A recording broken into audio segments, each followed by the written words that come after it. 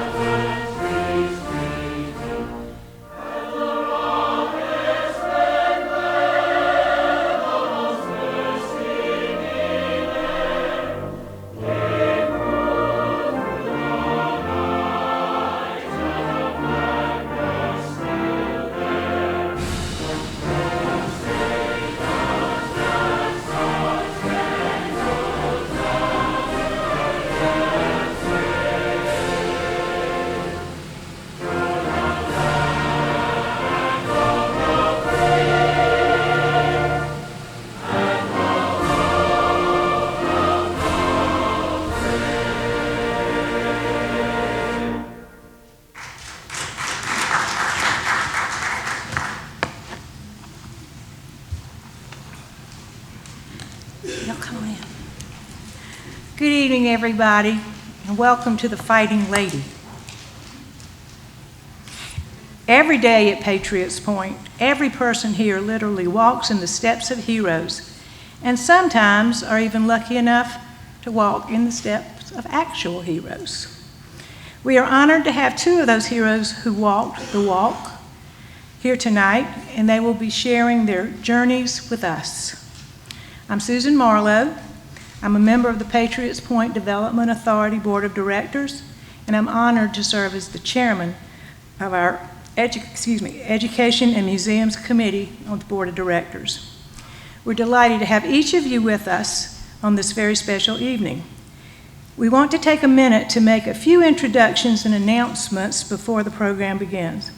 First, I'd love for you to please meet the fellow members of the Patriots Point Development Authority Board of Directors. The authority members are appointed by the governor and represent leaders of the legislature. Patriots Point Development Authority is responsible for the development of the 460 acres of land here in order to generate the revenue to sustain our museum ships and our military exhibits. Also, big part of our role is to ensure people a place of recreation, education, and patriotism. Present today with us are members of our board, Mayor Will Haney,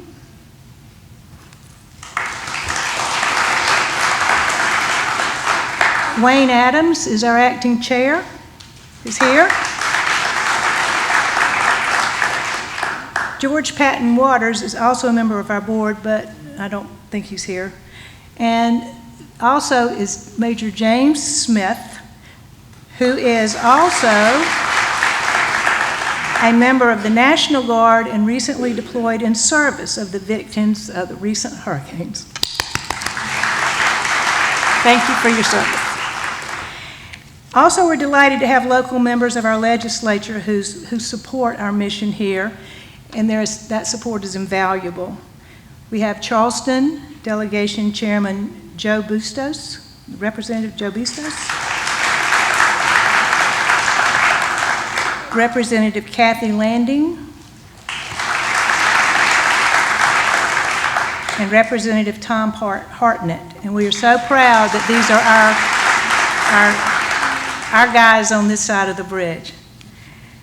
Additionally, we're delighted tonight to have Charleston City Council member Jim McBride with us. Delighted from the other side. Now, please meet our Executive Director from Patriots Point, Miss Allison Hunt. Allison leads a very patriotic staff of over 120 dedicated volunteers and staff. Events on the property are made, that's at the wrong page. I told you it was messed up. At any rate, hold on just one second, please, to bear with me here.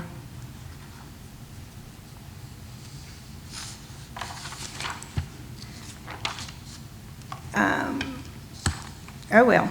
So Allison and Chris Hoff, who's our assistant director, make possible these dedicated, the stories that we will hear, and simultaneously care for the artifacts. I also want to introduce to you Mary Regner of the Patriots Point Foundation and thank her for supporting the cause. She has been, the Patriots Point Foundation is raising the money for eventually, hopefully, putting a Veterans Chapel on Patriots Point. And many of you may have been able to get the General's autobiography, Noble Warrior, tonight.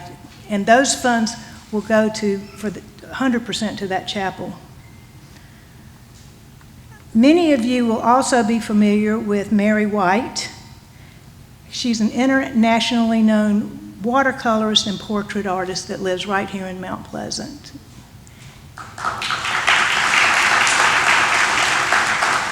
You may be familiar with Mary's passion for America and dedication to honoring the service of veterans, as evidenced in her nationally recognized and critically acclaimed project, We the People, Portraits of Veterans in America. The exhibit consists of 50 large-scale portraits of veterans in their post-service lives, one from each state, and representing the spectrum of their post-service careers. Mary painted the portraits in secret for 7 years, and the award-winning exhibition that she completed is currently touring military museums across the United States and will return to Mount Pleasant for cleaning and refurbishment in 2026. Mary founded the Patriot Art Foundation, which has hosted special painting classes for 30 veterans aboard the Yorktown on Veterans Day for the past 2 years. The free painting event provides veterans with professional instruction in an environment of camaraderie and emotional support and has made life-changing impacts for the participants. Mary is going to offer this on Veterans Day and has been accepted by the VA as a server in their wellness programs. I also quickly just want to say a quick word about the Colonial Dames who honored us today with having one of their meetings here. They have an element of their service is the Veterans History Project, where they record the stories of veterans for the Library of Congress. And those stories are the richness and the tapestry woven of the experiences of the military, and we would love for all of you who served to tell your story. You didn't have to fight, you didn't have to do anything special, but those stories are important to be saved. And we hope that you will contact us. Patriots Point is hosting this event tonight, which we will hopefully, we will connect it to the oral histories we've already done with General Livingston and Colonel Alex Pelbath. So a lot of things going on. We're happy to serve the community. We're happy you're here. We hope you come back many, many times. And now Tom Crawford's giving me a dirty look.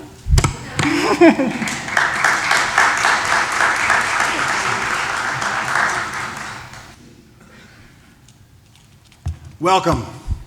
Tonight I'm going to introduce you to two absolute heroes. And ironically and coincidentally, they both live here in Mount Pleasant. Hero, probably the most misused word in the English language. A guy that throws the winning touchdown for the Super Bowl. The guy that hits the winning home run for the World Series. They're not heroes, they're just darn good players. That's all they are. The word hero actually means man or woman who has distinguished courage, nobility, and fortitude, bravery, determination, compassion, resilience, and in many ways have put their lives in harm's way before their comrade. Please give your undivided attention to the video we're about to show.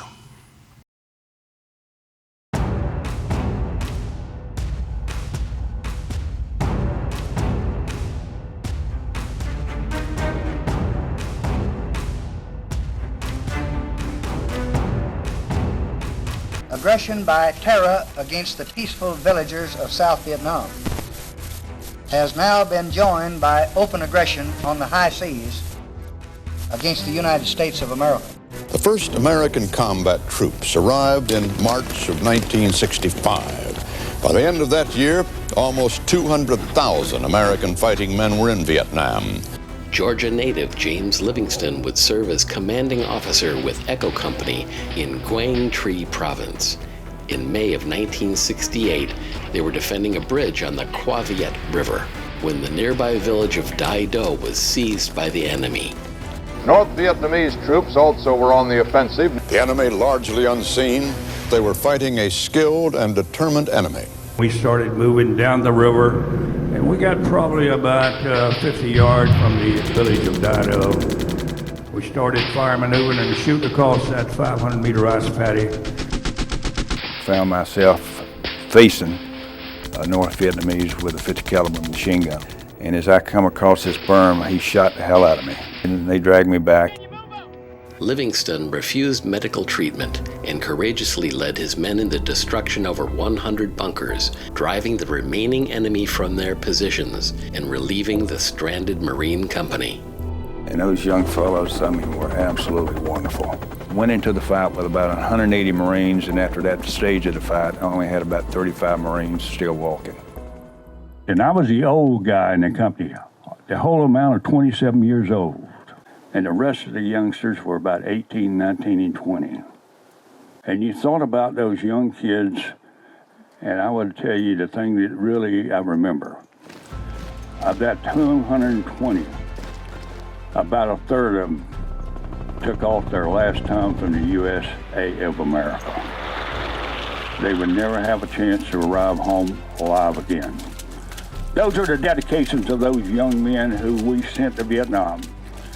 We were totally proud of those young people. And a lot of them never had a chance to be fathers and grandfathers. Those were your American troopers.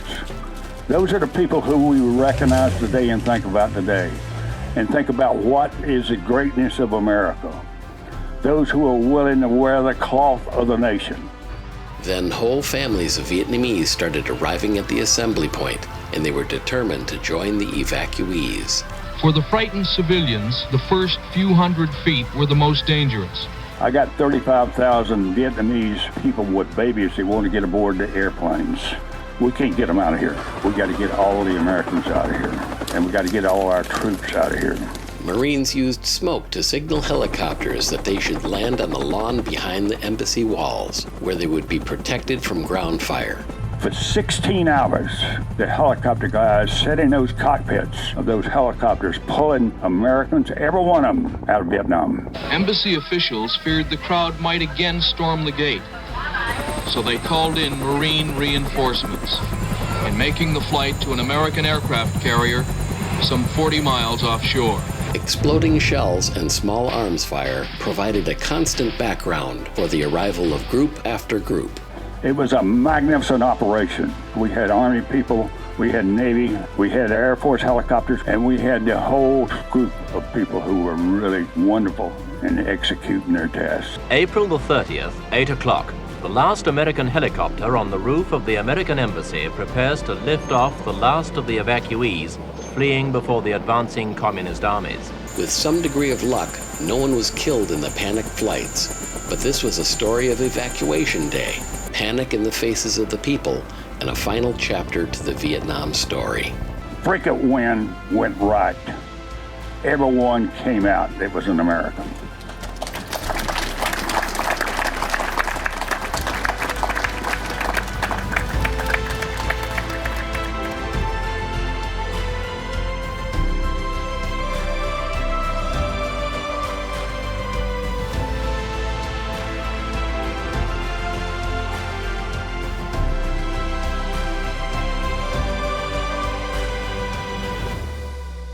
This is an NBC News special report. United States military action against targets in Afghanistan, that action is underway. The airstrikes have begun. The first wave is going to involve a combination of long-range bombers launching airstrikes against the network of al-Qaeda terrorist camps located inside Afghanistan. Our first troops we put on the ground back in 2001 was in direct response to the attacks on September 11th.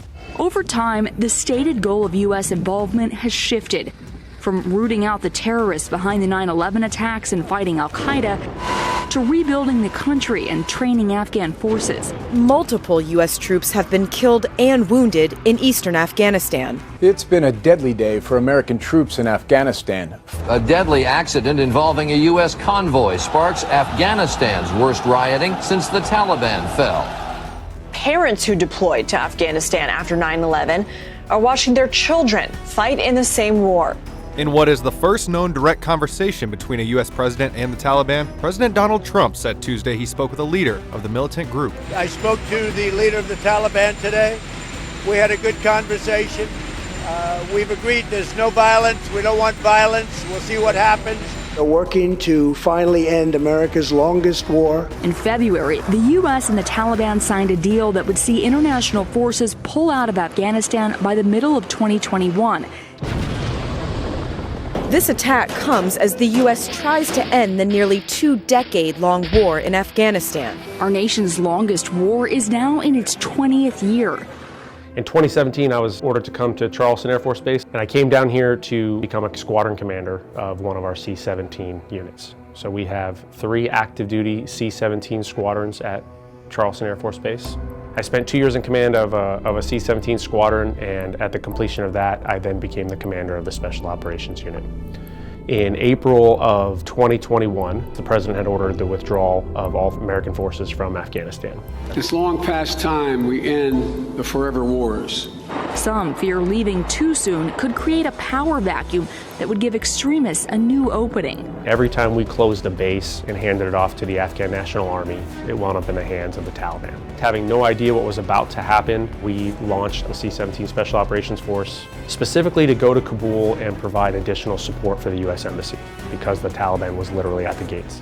Word got out to the Afghan citizens who were living there in the Kabul area that America was leaving, and the populace panicked. They're scaling the airport's walls this morning, desperate to get on planes at any cost. And on August 16th, they overran the airfield. They have iPhones and they had Twitter, and that scene sort of was live streamed by Afghan citizens. And they knew that with the Taliban coming in, if they didn't get out and the Taliban found out that they were American sympathizers, they were probably going to die. And unfortunately, in the midst of doing so, that C-17 had taken off, not realizing that they'd climbed up underneath the gear or were hanging onto the outside of the airplane. And so that sort of kicked off what became a very chaotic withdrawal. And then we started a C-17 evacuation over the next 15 days. By the time we were finished on August 31st, we had concluded bringing out 124,000 evacuees. NBC News Special Report. The Pentagon just announcing that the last U.S. troops have withdrawn from Afghanistan, marking the end of America's longest war.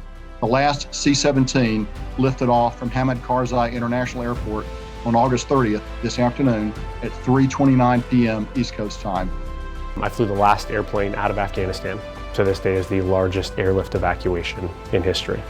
One of my takeaways is how many young leaders were responsible for that success. Pilots who are in their early 20s, who are in charge of airplanes and making some very difficult decisions in evacuating people. The tarmac overrun, a split-second decision by the crew to take as many as they could. We saw an opportunity to save lives, and we took it. Watching those young Americans lead gives me a tremendous amount of hope for the future. I have no worries about the future of America because of how many young American leaders I saw thrive in the midst of that chaos. We gave out more Distinguished Flying Crosses at the end of this conflict than we'd ever given before. And the overwhelming majority went to people who are under 30 years old. That says a lot to me, a lot of positivity for the future of America.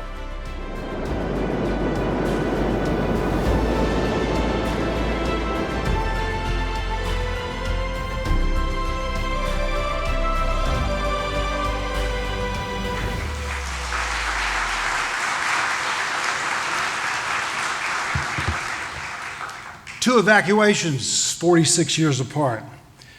The first gentleman hero that I'm going to introduce this evening is Major General James Everett Livingston. He retired from the United States Marine Corps as a Major General. He was awarded the United States' highest medal decoration, Medal of Honor, for heroic actions in 1968 during the Vietnam War. Livingston served on active duty in the Marine Corps for over 33 years before retiring September the 1st, 1995. His last assignment was the Commanding General Marine Force Reserve in New Orleans, Louisiana.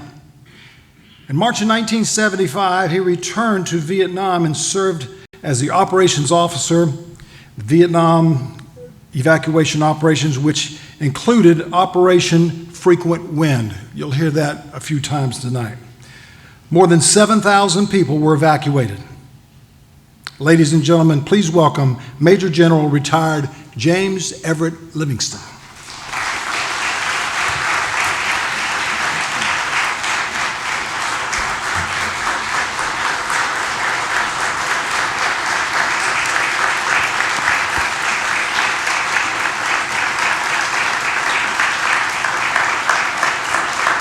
Thank you very much.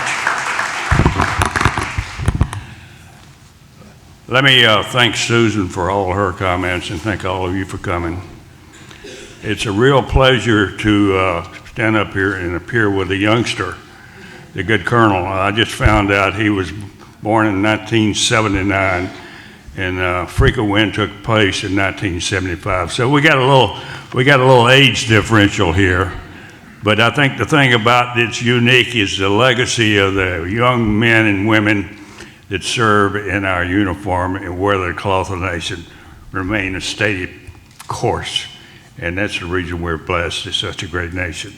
And Tom, thank you for what you're doing.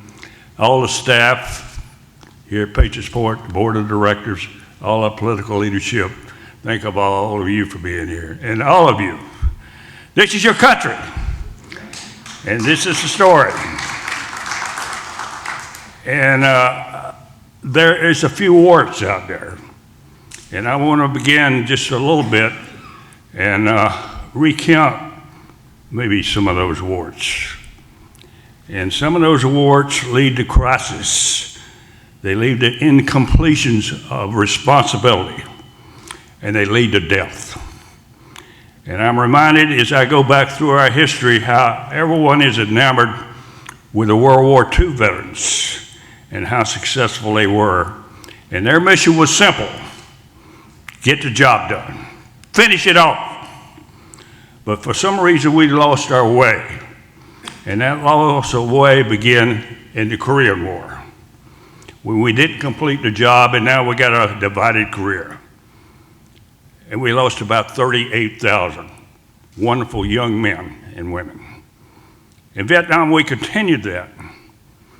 We lost, after winning the war, in my estimation, and this is Jim Livingston, we lost the war, or won the war 3 times, but we still lost. And unfortunately, as a company commander, I sent about 40 kids home that should have never been in that position if we'd done our job correctly. And I've got a book here about the Beirut bombing, just come out. Look at the young people we lost there because we sent them over to do a job that was never correctly described to them. We went to Kuwait, Desert Shield, Desert Storm. We continued in Afghanistan, and we continued in Iraq again. We've continued this legacy, and we have sacrificed the blood of this nation. And the reason I'm standing up here, I want to really re-emphasize that. But in the context of emphasizing that, I want to emphasize the fact that the 2 operations you're going to hear about tonight were exceptionally performed by those who wore the cloth of the nation. They give it all and they perform just as professional as anyone who ever wore the uniform in World War II. They were the same capable young men that our great-grandfathers were. And that's been our blessing in this country. And I want to describe a little bit about this operation. It was a very complex operation. And let me see if I can figure out how to wear all, Jeff, operate all this technology. I'm pretty good at operating one phone with one knob. Can you see the arrow? Let me see if I matched the damn thing right. There we go. Hey, by the way, I didn't introduce my sweet wife, Sarah. I want her to stand up. And I want to give you the little story about her. Tom did mention this was my third time back in that part of the world. I was there in 63 and 4, and there in 67 and 68 during the Tet Offensive. And she was here in Charleston, and I'd moved in from Camp Pendleton here from California. And as I was getting aboard the airplane out at the airport here, she said, "You're not going back to Vietnam." I said, "Hell no, I'm not going back to Vietnam." In 14 days, I called her and I said, "You know where I'm on the way to?" She said, "I knew it. You were going back to Vietnam." And I was aboard the Blue Ridge going to Vietnam. But the operation we're talking about now was frequent wind. And after many years, and again, 70,000 almost young Americans who died, we were pulled out of Vietnam. But let me tell you one thing about this operation. Militarily, it couldn't have been more successful. And I want you to take a sort of pride in those young Marines and sailors and Air Force guys and Navy guys that were part of that operation. Take exceptional pride on them. They executed that operation absolutely flawlessly and got all the Americans out but 40, and they decided they didn't want to come out.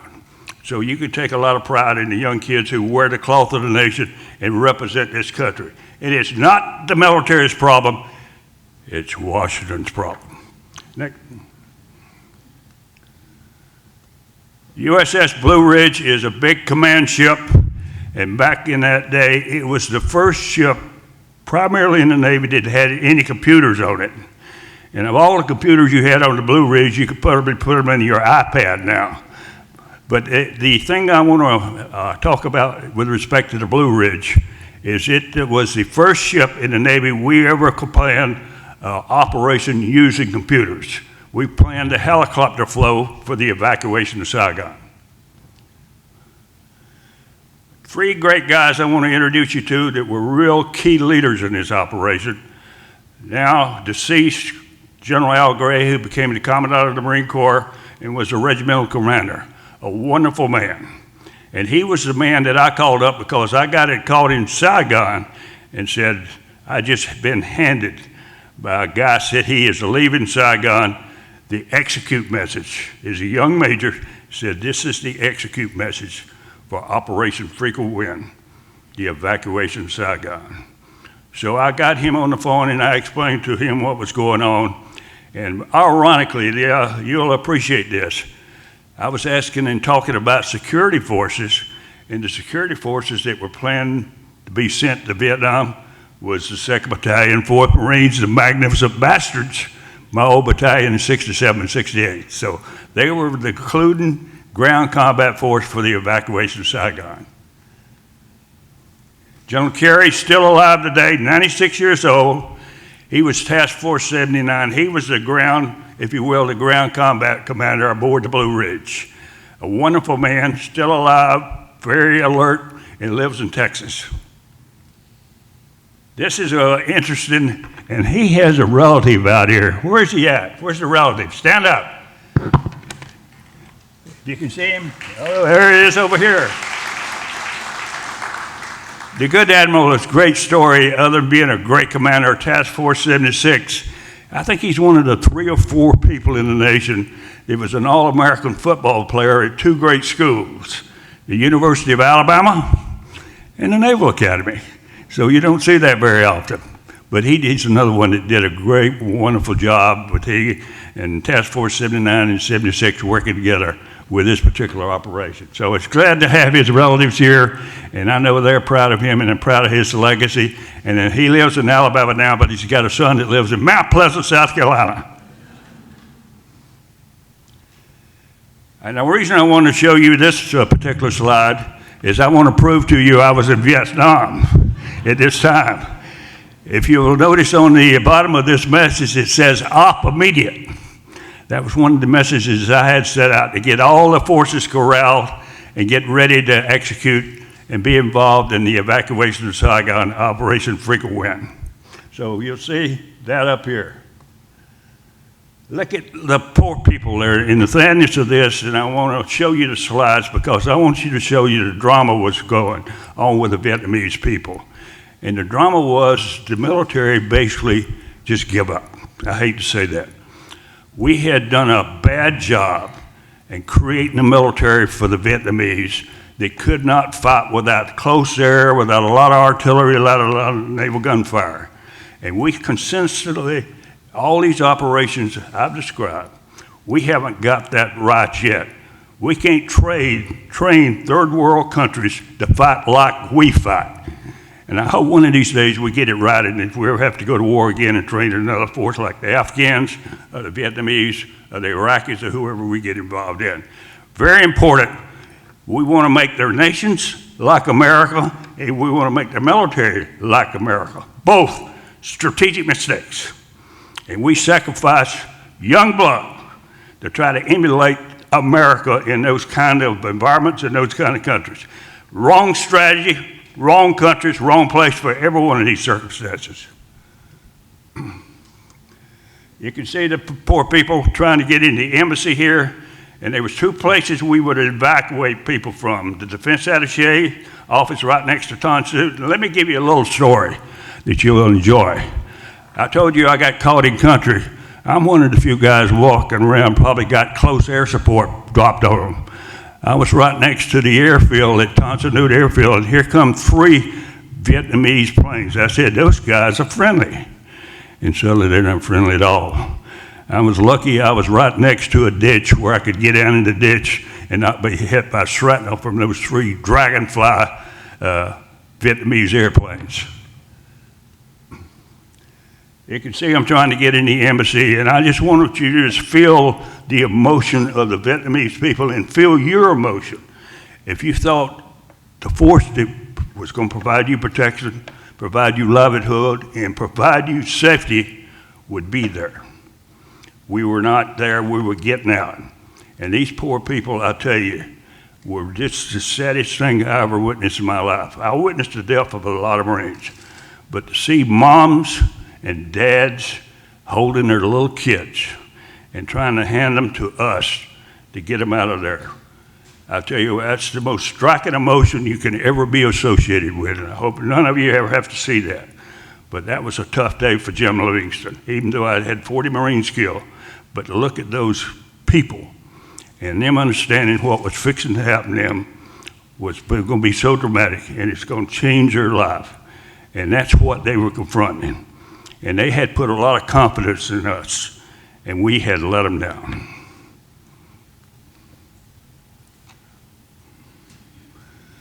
We had a big task force there. This is not a little deal. And I want to tell you the greatness of the American military is this task force was put together at sea with the Navy, the Marine Corps, and the Air Force. And we had ships like the Midway, the Okinawa. We had all these ships out here right off the Vung Tau Peninsula. And these operators, Navy, Marine Corps, Air Force, all of them were exceptional. And you could take pride. You could take pride in your military and how they executed frequent wind. And I'll talk about that on a couple of later slides. You can see how Saigon got surrounded by thousands. And one of the things I got exposed to, one of the ironic situations I got involved in when I got caught in Saigon, I was about 300 meters from a motorbike. 2 young Marines, the last 2, were seated on that motorbike. We took an incoming rocket and it killed both of them. And if I'd been just a little bit closer, I'd probably be taking shrapnel too. I could see the shrapnel, I could feel the shrapnel coming by as these 2 young Americans died. The last 2 Americans, U.S. Marines from the embassy, to die in Saigon. And again, look at the drama happening around the city. And it was a big deal, it was a big force, and the Vietnamese basically, I looked at them, They were taking their uniforms off, and they were just giving up because they knew we were pulling out. This is an example of the area where we were at in the Defense Attaché's office next to the compound, and we pulled out. That's where I was located. And we, at the end of the day, we had 1,100 flights of Marine helicopters and about 600 Air Force, and we had about 100 plus of the CIA. So this was one of the biggest helicopter operations of the war. And we only lost 2 Marines in that part of the operation that went down in the 46. And it was nothing to do with combat. It was mechanical malfunction. So out of that total operation of almost a whole day, and let me tell you, I hope all you helicopter guys have big bladders, because all those helicopter guys were in that, riding around in helicopters doing that evacuation for 16 hours. So big bladder guys in the helicopter community, I guess. That's one of the prerequisites to fly. This is another example of the helicopters in the embassy area in the DAO and pulling them out, and we were pulling Vietnamese out, but we wanted to get all the Americans out. And one of the biggest problems we had, and it's just like it was in Afghanistan somewhat, is getting the ambassador to say it's all over. Finally, they had to look at the ambassador and say, Mr. Ambassador, get on the damn airplane. You're out of here. That's the way they had to deal with it. So, in consequences of that lack of decision making, probably cost us the opportunity to get more Vietnamese out. This is more of it being pulled out, and like I say, it was a lot of drama there. You're working with the CIA, you're working with the embassy staff, you're working with the military, but it was amazing how well and successful all the people worked together, and how delightful it was to see the operation be so successful.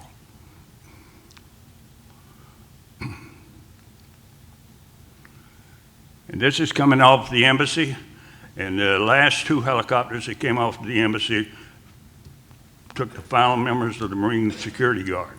I'll give you a little background on the last helicopter coming out of the DAO. It was a helicopter, an old 53, designed to take 18 Marines.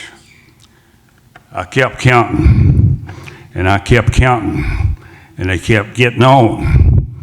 And what I had done, I was told that an airplane was inbound, so I got all the cars in a big circle. And I said, okay, and I got in contact with the pilot. I said, when you see those lights come on, put that helicopter down right in the middle. And when I finished counting, I think there was about 40 Marines on that. And we got them all out, but there was a ironic thing that took place. And this is, I think, the one funny thing about the whole war. You know, we were about ready to lift off, and here come 2 old Marines boogieing across the parade deck. And these guys had just set off 10,000 pounds of thermite to burn all the money and burn all the comm gear. So I had to wait and get those guys aboard. And I had the great regimental commander there, I introduced him at the beginning, who was the commandant. And the people were trying to rush the airplane, so I was having to do some things I didn't want to do with an M16 rifle to hold them off, where they tried to rush the airplane. And I said, Colonel, you better get aboard that airplane. And you'll have to forgive me for a little curse word from Al Gray, as we called him, Papa Bear. He says, I'm the last goddamn guy on that airplane. So I got the word real fast from Al Gray, the regimental commander, to get my bus on the airplane, and he was going to be the last guy to Saigon. This is a CIA helicopter pulling. You heard a lot of, you've seen this photograph hundreds of times. A lot of people think this is a Marine helicopter. That's CIA. CIA did all the evacuation points and pulled the people and flew them over to the DAO to pull them out. That's the ambassador, Ambassador Martin. And like I say, it was a tough job dealing with him. As a matter of fact, Gerald Ford, the president, shortly after this tried to turn the operation off and said, you got 16 more sorties left. And they called me up and said, oh, by the way, if you can't get out of there, you can E&E through the Mekong Delta. And I said, bullshit, I'm not in E&E through the Mekong Delta. So we got together with the president and a good Marine in FMF pack called Lou Wilson, who was a Medal of Honor recipient from Saigon, said, he basically told Mr. President, until the Marines are out, the helicopters are going to fly.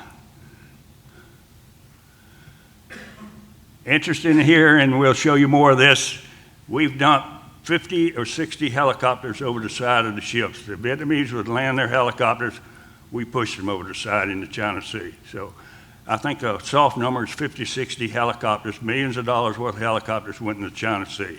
And another little side story, which you ladies will really enjoy, we had a little bird dog flying around over the Midway.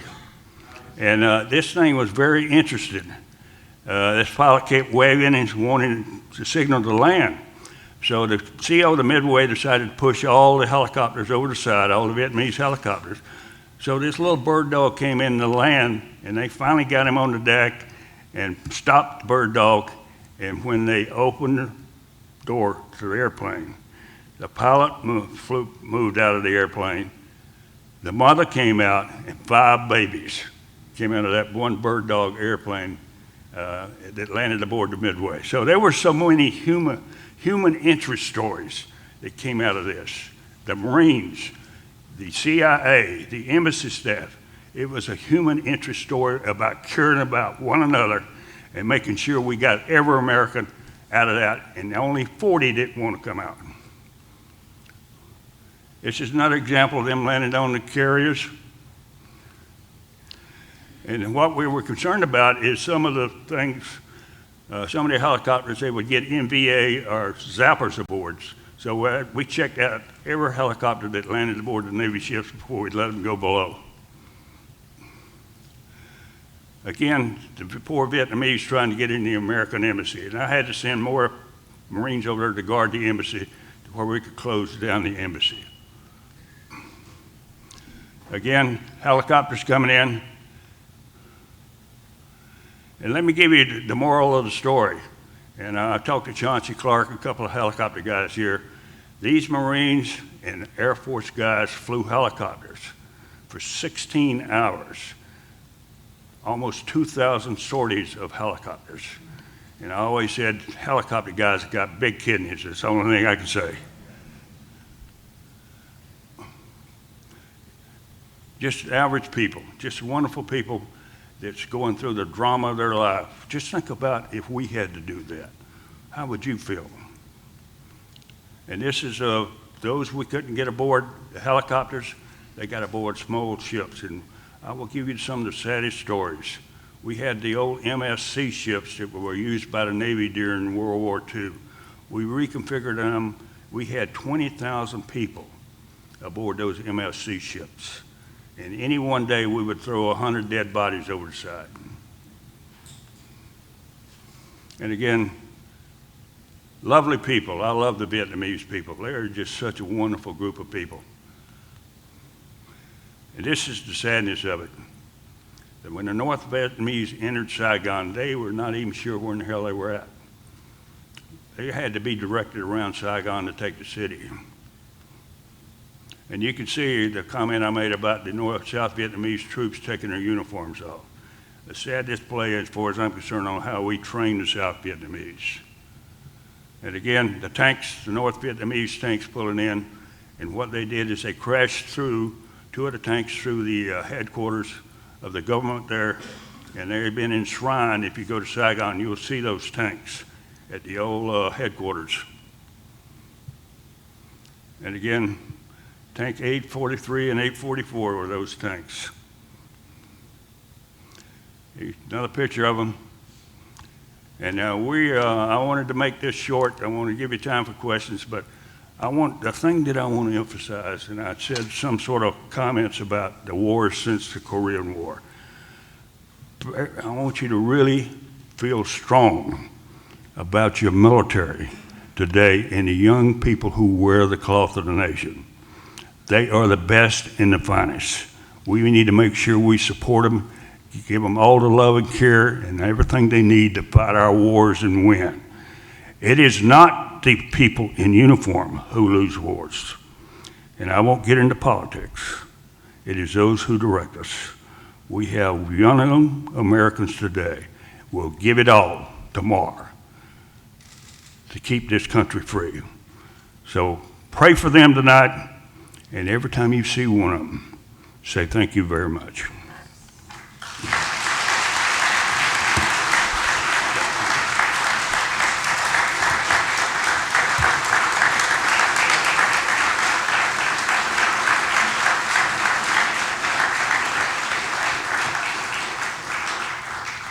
Thank you, General Livingston.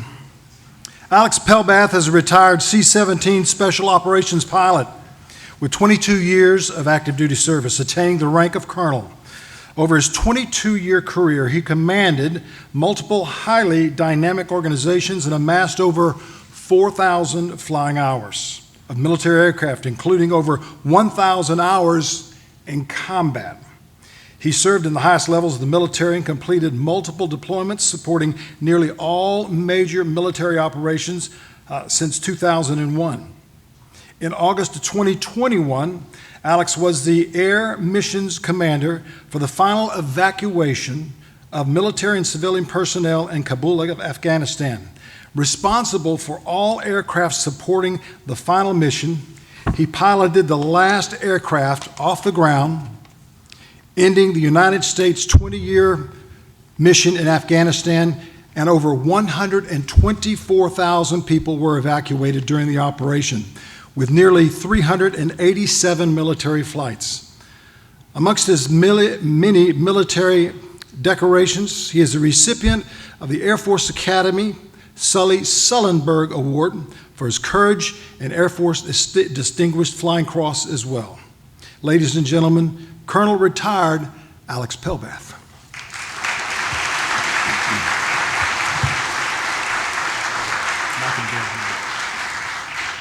Well, thank you very much. And I'll just start by echoing the gratitude I have for the folks here at Patriots Point. Thank you so much for all the work that went into creating tonight. Honored to be here. And thank you to you in the audience. My family has decided to make Charleston our home. It's the best city in America. Thank you for allowing us to be a part of this as well. Well, no plan survives first contact with the enemy. You've probably heard that before. In the Air Force, we'd say flexibility is the key to air power. But perhaps nobody said it better than the great philosopher, Mike Tyson. Everyone has a plan until you get punched in the mouth. Well, on August 15, 2021, we got punched in the mouth. It was Kabul International Airport, Afghanistan. And much like Charleston International just up the road, the airbase is segmented by the runway, the north side being the military base, and the south side the international compound. On this day, there were 4 C-17s parked on that military ramp, conducting what we would consider to be normal loading operations. I had just landed from what turned out to be multiple missions in and out of Kabul, and at this moment, I was standing in our Joint Operations Center. Suddenly, a radio call came across the net. It said, "The perimeter's been breached. There are people on the runway." Naturally, all of our eyes turned towards the runway, but it wasn't people we saw. It was a tidal wave. And over the next few days, the world would watch this scenario unfold, mostly via Twitter. But for those of us who are there, there is only one word that can be used to describe it: chaos. If I let this clip keep rolling, here's what you'd see. The pilots of this aircraft continue to taxi. The pilots are Joe and Ken. They're 2 of my guys from Joint Base Charleston right here. Joe and Ken continue to taxi with their aircraft surrounded. We brought in a couple of Apache helicopters to fly really low over the crowd, trying to disperse them. 15,000 Afghans had overrun the field at this point. Apache helicopters flying low, dropping what we call non-lethals, flashbangs, things like that, trying to disperse the crowd, and nothing's working. Joe and Ken continue to taxi. They get to the runway and they sort of develop a plan. They realize, the runway is 10,000 feet long, almost 2 miles. If they were to continue to taxi slowly, it's unlikely the crowd will be able to keep up. So they do so. Sure enough, the crowd stops about a third of the way down the runway. Joe and Ken get to the end. They make a quick U-turn, do a little bit of math in the cockpit, and realize they've still got enough runway to take off. Check in with the helicopters one more time, and they depart. Unbeknownst to them or anybody else, 5 people had climbed up under the gear well. And as that aircraft climbed into the sky, we watched as the bodies began to fall. So how do we get from this moment to just 16 days later conclude what would become the largest airlift evacuation in history? Well, the answer is leadership. And so I want to focus on that leadership tonight. Just like General Livingston said, it's amazing the parallels we have in our stories. Though we were both in command roles, both of us will attribute the success of our operations to the young men and women who were serving on the front lines. And so regardless of what you may think of how we got to this operation, I'll make a deal with you. In this talk, I'm going to focus about the positive leadership aspects of how we got to victory at the end. And the deal is in the Q&A, I'll answer whatever questions you have and tell you exactly what I really think. Fair enough? Well, the first of these leadership principles is that great leaders break the rules. Now, I want to be clear here. In the military, we hold our leaders to a very specific standard. We're never going to do anything illegal, immoral, or unethical. But everything else is a judgment call. Because though rules are written for a reason, you can never write a set of rules that will cover every situation you're ever going to face. Let me give you an example. C-17 normally holds 102 passengers. Every person in a seat, every seat with a seatbelt according to normal FAA and Air Force rules. But in the midst of our chaos, we did this. 830 people on this C-17. No seats, let alone seatbelts. We were flying broken aircraft. We were flying more hours, carrying more passengers well outside the normal bounds of the rules. And we did it because that's what the situation required. See, great leaders understand this principle. A leader's job is not to obey the rules. A leader's job is to apply judgment in the application of the rules. And by the time this operation reached its peak, we had 80 C-17s in theater, 80. A third of our fleet and 4 times the normal amount. The amount of aircraft we had sort of created this chaos of our own. And so while normally we'd like to issue orders to each individual aircrew, under these circumstances it wasn't possible. Our communication systems were overwhelmed. Calling home, calling back to headquarters was not possible. So instead, we operated under this principle, this second leadership principle. Great leaders give intent, not orders. One of the things that happens in chaos, especially in combat chaos, is you face things you never expected to face. All these people on our aircraft, just one aircraft bathroom. And a culture that didn't use indoor plumbing. Things became very unsanitary. It got so bad that we would land back at our main operating base, deplane all of our passengers, and it was taking our maintenance personnel hours to hose out, re-sanitize the aircraft for flight. It was really slowing down the operation. Until one day I come out to my airplane and I see this taped to the bathroom door. Every time I see this picture, I imagine the individual sitting at their computer Googling these images in order to make this diagram. To understand it, this is a diagram on how to use and how not to use a toilet, with instructions written in their language below. And immediately below this sign on the aircraft floor was a huge industrial roll of plastic.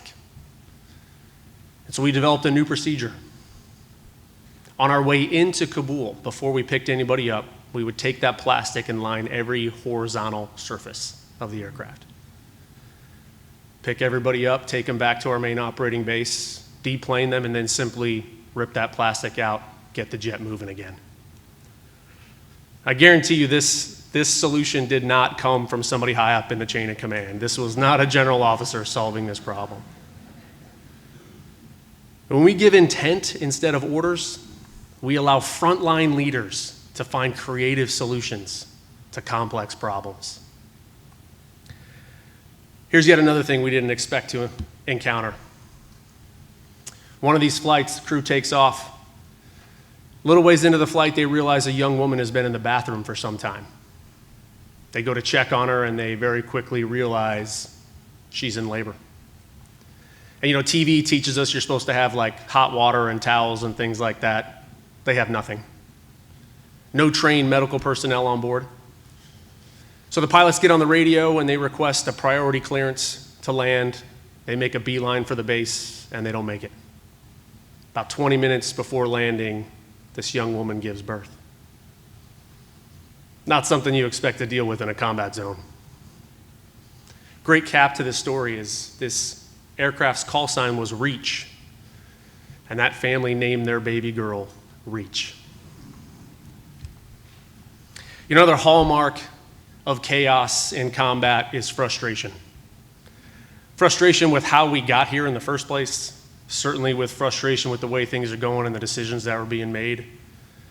But as leaders, we have to understand this third and final principle, and it's this: understand your AOR. AOR is a term we use in the military. It stands for Area of Responsibility. Another way of saying this is focus on the things that only you can control.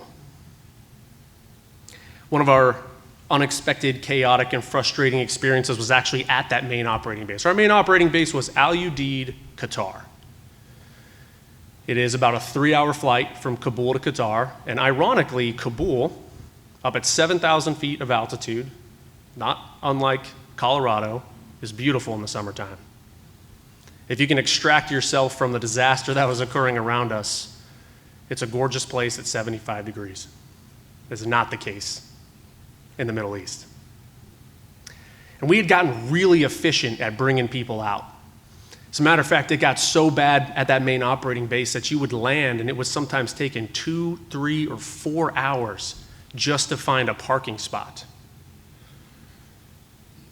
Kind of thing that maybe everybody here has experienced with airline travel, right? You board a super packed flight, they close that aircraft door, and then you just sit there for some known or unknown reason. It starts to get hot. You're late. All you've got is that little air spigot doing nothing. Kind of thing that makes us all pretty frustrated. But now imagine you're on a C-17. And instead of an aircraft seat, it's a hard steel floor.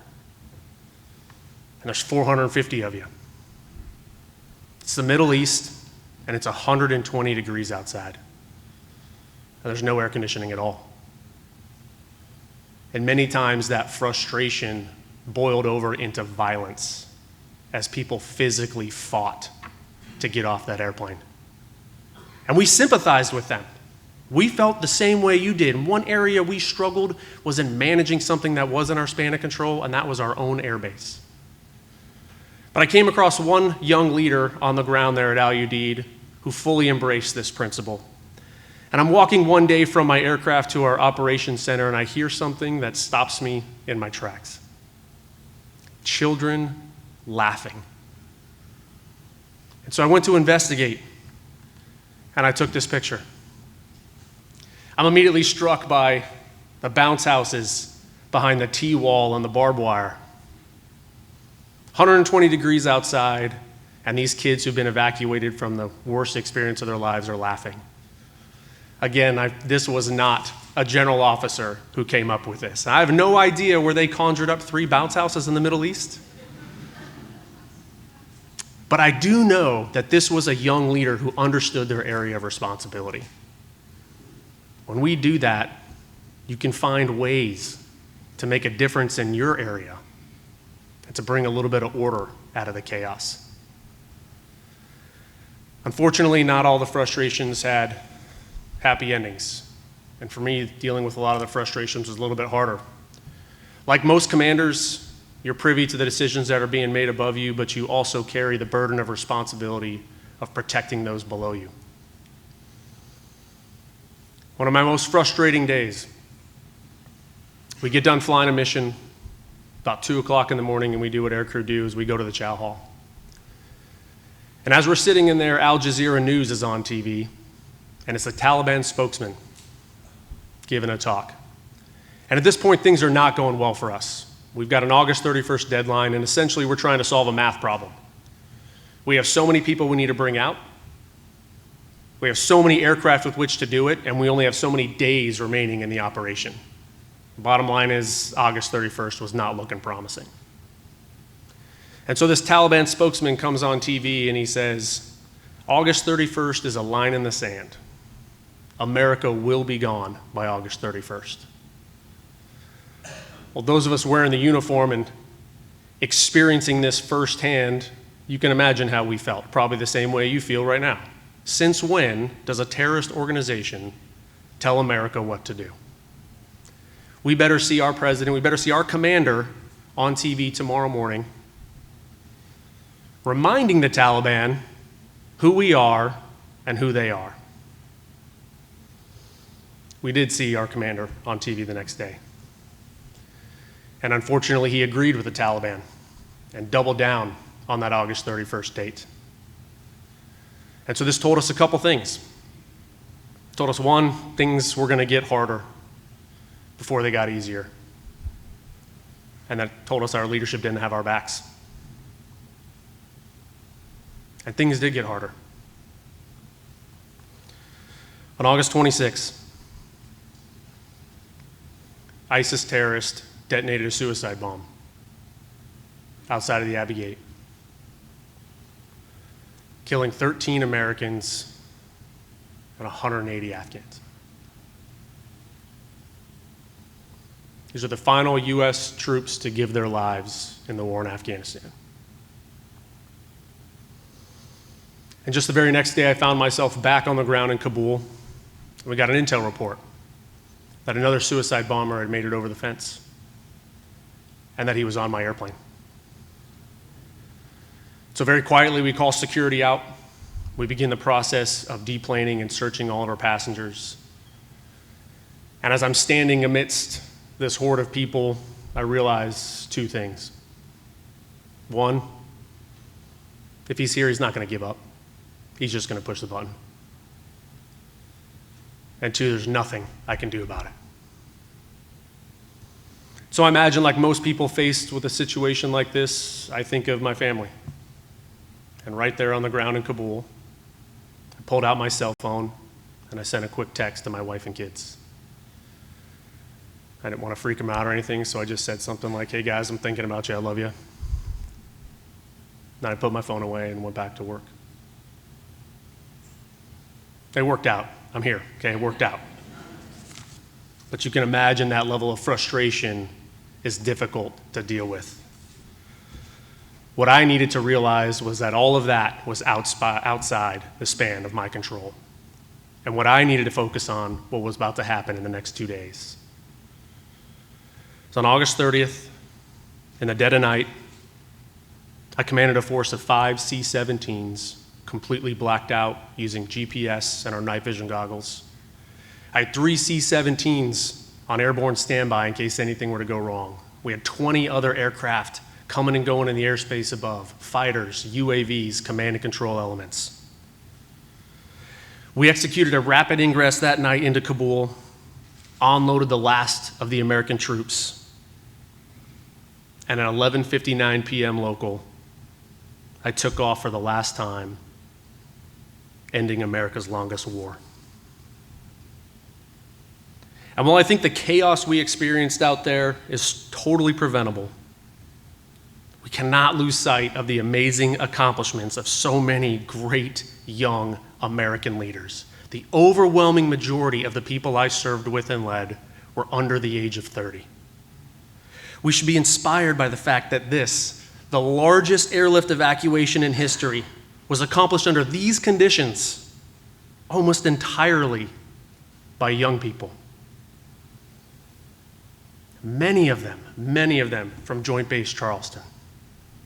And so, as I said in that interview, we should be inspired by the future of America because of those young leaders who are willing to put their lives on the line. And it's because of their efforts that 124,000 Afghan refugees can now experience the freedom that only America provides. Thank you.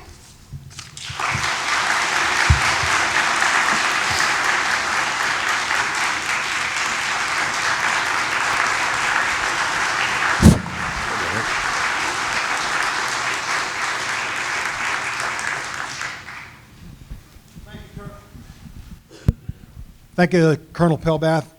We got a few minutes. If you've got some questions, just yes, sir. First off, General, I'd like to update you on the 01 bird dog family. On the what? On the 01 bird dog family. Oh, he's going to update you on the 01 bird dog family. Okay, give me the update. Okay, I was a crew member on the USS Midway. Good for you.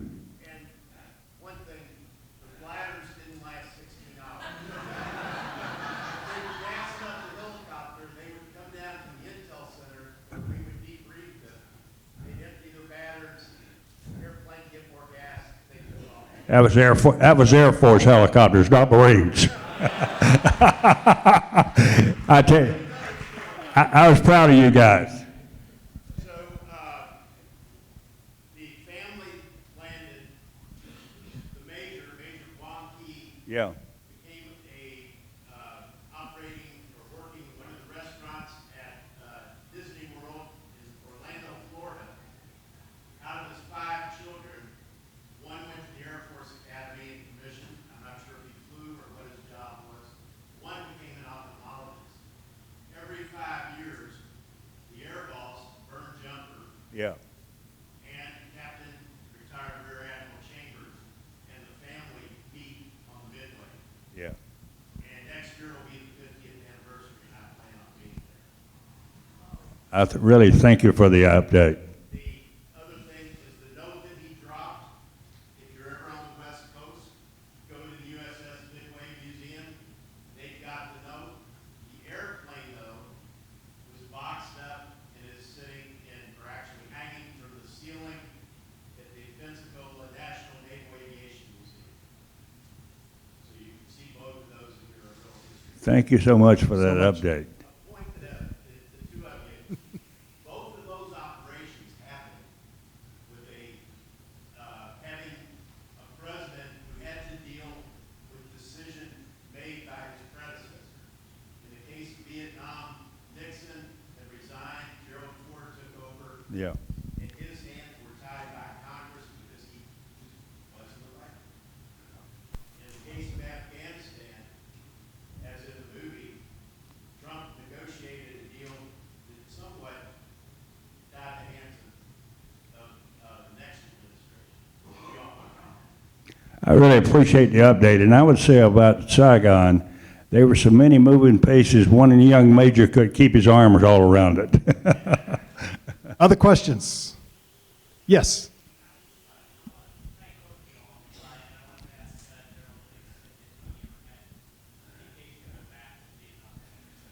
Have you ever had the occasion to go back to Vietnam? I've been back 4 times, and we could leave in the 21st of December, and I'm taking my grandkids and son-in-laws back and immerse them in Tiger beer, Saigon beer, and 333 and see if they survive.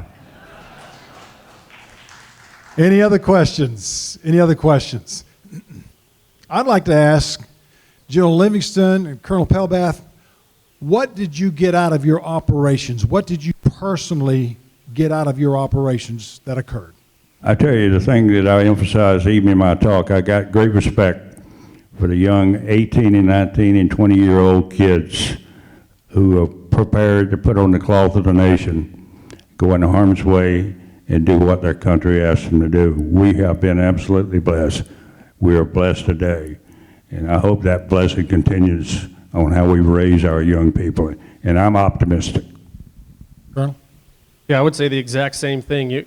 General Livingston and I started working on this project a few months ago, and having never heard his talk and vice versa, it was amazing to me that we share the same punchline, which is just that. How many young, great American leaders saw us through both of those operations. So that's it for me. If in this very community, Charleston is the largest C-17 base in the world.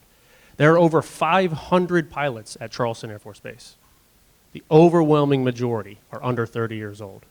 I am very encouraged. There is nothing that can happen politically in America that is going to discourage me from the greatness of this country because of those people. Any other questions? Yes, sir.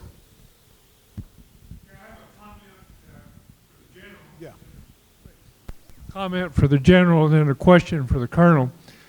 In a small town in southern Illinois, Anna, I sat in church frequently with Clyde L. Choate. If you look him up in the book, he was a sergeant from a tank destroyer unit for World War II. Oh. And as much as then, I'm honored to be in the same room with you, sir. Well, and for the colonel, as a private pilot myself, I just wonder how you feel to be a recipient of the Sully Award. He's my modern day hero, maybe next to Admiral McCraven. I'd like your comments about that. Tom, you'll have to, can you hear him? Yes, sir, I got I it. can't hear very good. Yeah, I got it, sir. I'll talk to you. Well, like sitting up here with General Livingston, I do not hold a candle to Sully Sullenberger. What he did, that feat of aviation, is unlike anything any of us have ever seen.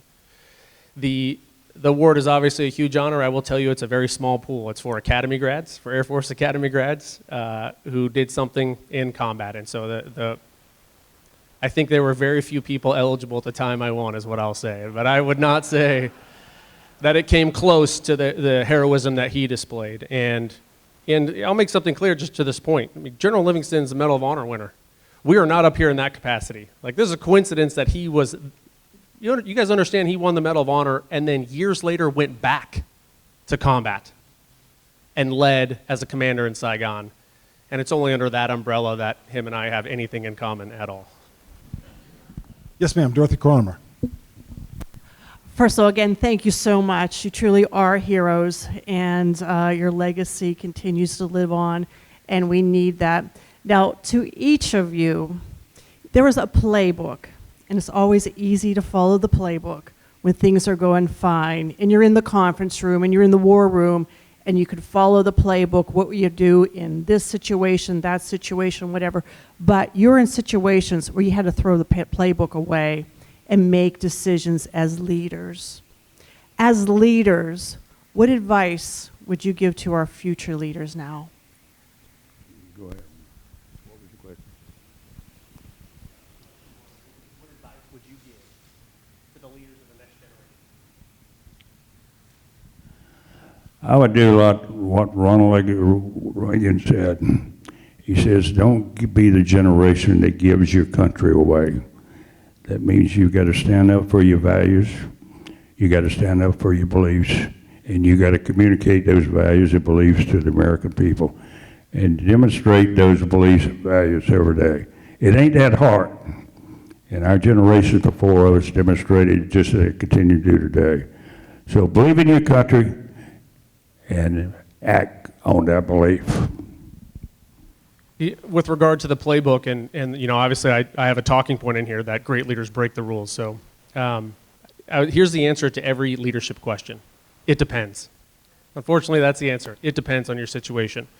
My encouragement to them would be this: when you're placed in a position of responsibility as a leader or a commander, that your number one responsibility is to those you are commanding, to the men and women that you are leading. And there's two parts to that, two things that are significant. One is you have to do whatever it takes to take care of them so that you can accomplish your mission, right? You take care of the people so that they can take care of the mission. And the second thing is, when breaking the rules is necessary, you have to care more about winning than you do about losing. Care more about winning than you do about losing, because there is risk in breaking the rules, and you may lose. Time for one more question. Tom, if I could say one thing, we have a tendency to pick on the old kids. The young kids, I'm going to pick on the old kids. We got to set the example too. You know, I see so many bad examples being set by the older generation, including my generation. I think we can do a better job too. Thank you. We had a question. Yes, sir.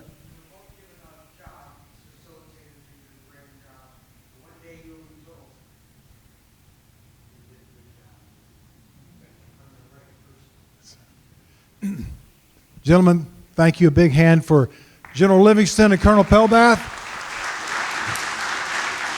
We appreciate you folks coming for the last one out. True American heroes. Tom, let me say there's one more Mary out here, and I don't know where she is, but she's got a handout for the November the 22nd. David Patriots is going to be in town for a big lecture, and all veterans can go to it for free if you're interested. So she'll be at the exit. So look for Mary with a handout. And I want to introduce you to one. Come up here, young lieutenant. You come up here. I want to introduce you. I'll tell you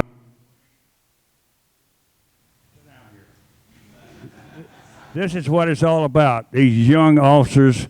And I tell you what, here's one that just typifies our best and finest. So thank you for your service.